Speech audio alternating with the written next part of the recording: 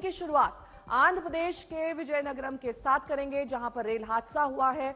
हादसे में मरने वालों की संख्या बढ़कर 13 तक पहुंच गई है, जबकि 50 लोग घायल बताए जा रहे हैं। राहत और बचाव का काम बड़े पैमाने पर चल रहा है। करीब 5 महीने के भीतर यह दूसरा बड़ा ट्रेन हादसा है। 2 ट्रेनों की आपस में टक्कर आप देख सकते हैं, और इस टक्कर के बाद पटरी से दोनों ट्रेनें उतर गईं। भीषण यह हादसा आंध्र प्रदेश में हुआ है, जहां पर अब एनडीआरएफ मोर्चे पर तैनात हो गई है। 5 महीने के भीतर यह दूसरा बड़ा ट्रेन हादसा। रेल हादसे को बेहद दुखद मल्लिकार्जुन खड़गे ने बताया है। हादसे में अब तक 13 की जान गई है, 50 से ज्यादा घायल हुए हैं। मौत का आंकड़ा बढ़ सकता है, क्योंकि कई लोग गंभीर रूप से जख्मी हुए हैं।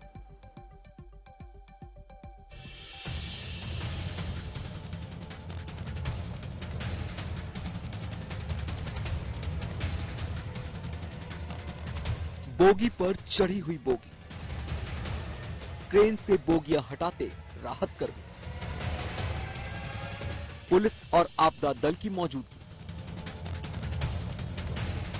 ये मंजर है आंध्र प्रदेश के विजयनगरम जिले का, जहां रविवार शाम 2 पैसेंजर ट्रेनों की आपस में टक्कर हुई। हादसे की ये तस्वीरें देखिए, मंजर भयावह है। जिस तरह की टक्कर हुई है, सोचिए जो लोग इन ट्रेनों में सफर कर रहे होंगे उनका क्या हाल हुआ होगा। रविवार शाम करीब 6:45 बजे पूर्वीय तटीय रेलवे क्षेत्र के विजयनगरम कुतावलासा रेलवे सेक्शन में अलामंदा और कंटाकापल्ली के बीच विशाखापट्टनम पलासा पैसेंजर को विशाखापट्टनम रायगढ़ पैसेंजर ट्रेन ने पीछे से टक्कर मार दी। हादसे में विशाखापट्टनम पलासा पैसेंजर ट्रेन के पीछे के 2 डिब्बे और विशाखापट्टनम रायगढ़ पैसेंजर ट्रेन का लोको डिब्बा पटरी से उतर गए। हादसे के वक्त आगे चल रही विशाखापट्टनम पलासा पैसेंजर ट्रेन की रफ्तार काफी कम थी। शुरुआती जांच के मुताबिक हादसे की वजह मानवीय चूक है। विशाखापट्टनम रायगढ़ पैसेंजर ट्रेन ने सिग्नल को ओवरशूट किया था। We are trying to take out the coaches and so that the traffic can be also restored. Our general manager, he has also visited the Vijayanagaram hospital. There all care has been given to the injured, and 24 injured passengers are being given treatment there by our team of doctors and the state administration. हादसे के बाद कल शाम से rescue और राहत का काम जारी है।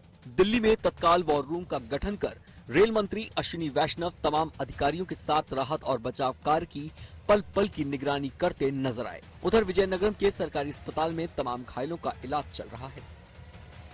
आंध्र प्रदेश के विजयनगरम जिले में हुए इस हादसे ने जून के महीने में ओडिशा के बालासोर में हुए हादसे की खौफनाक यादों को ताजा कर दिया। महज 149 दिन के फासले पर देश के 2 सूबों में 2 ट्रेन हादसे। 2 जून को ओडिशा के बालासोर जिले के बहानगा बाजार के पास हावड़ा चेन्नई मेन लाइन पर 2 यात्री ट्रेनें टकरा गईं, जिसमें कम से कम 292 लोग मारे गए और 900 से अधिक लोग घायल हो गए। सवाल उठता है कि बार बार ट्रेन हादसे क्यों हो रहे हैं? क्या रेलवे के सुरक्षा उपाय कमजोर पड़ चुके हैं? अपूर्वा के साथ अब्दुल बशीर, हैदराबाद, आज तक। और अब ये पूरी खबर आपको समझा देते हैं कैसे हुआ ये हादसा। पलासा पैसेंजर ट्रेन को रायगढ़ पैसेंजर ट्रेन ने पीछे से टक्कर मारी। विशाखापट्टनम पलासा ट्रेन के पीछे के 2 डब्बे इसके बाद पटरी से ही उतर गए और विशाखापट्टनम रायगढ़ ट्रेन का लोको डिब्बा पटरी से उतर गया। टक्कर के बाद अब जांच में हादसे की वजह सामने आ रही है। चालक दल की मानवीय चूक हुई थी, जिसकी वजह से यह हादसा हुआ है। विशाखापट्टनम रायगढ़ पैसेंजर ट्रेन ने सिग्नल का उल्लंघन किया। 13 लोगों की इसमें जान चली गई, 50 लोग जख्मी हैं।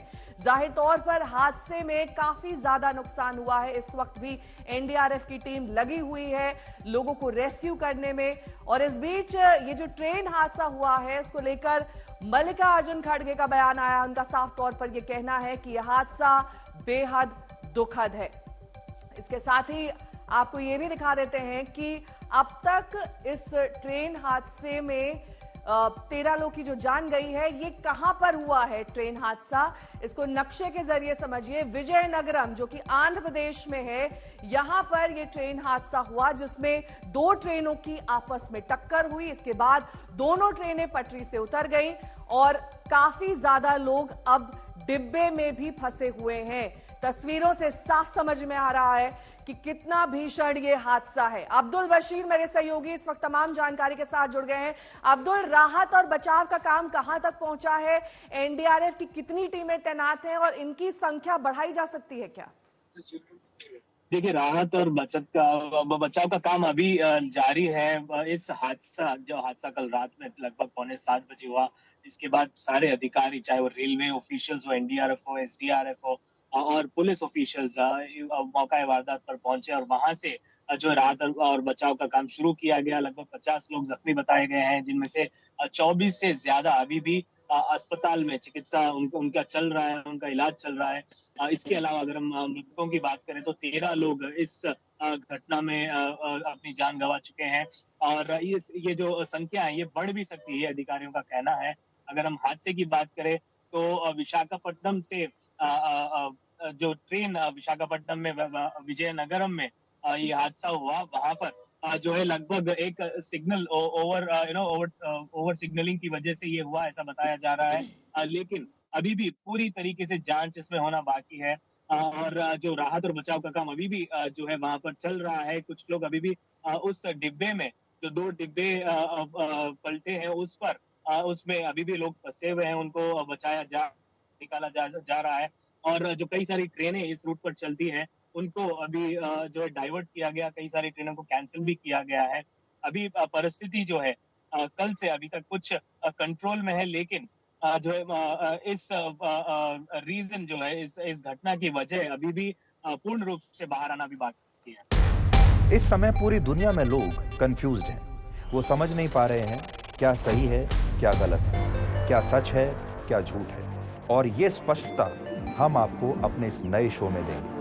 सब कुछ ब्लैक एंड व्हाइट में बताएंगे। इस शो में मेरे बालों के अलावा कुछ ग्रे नहीं होगा। हर खबर ब्लैक एंड व्हाइट की तरह बिल्कुल स्पष्ट होगी।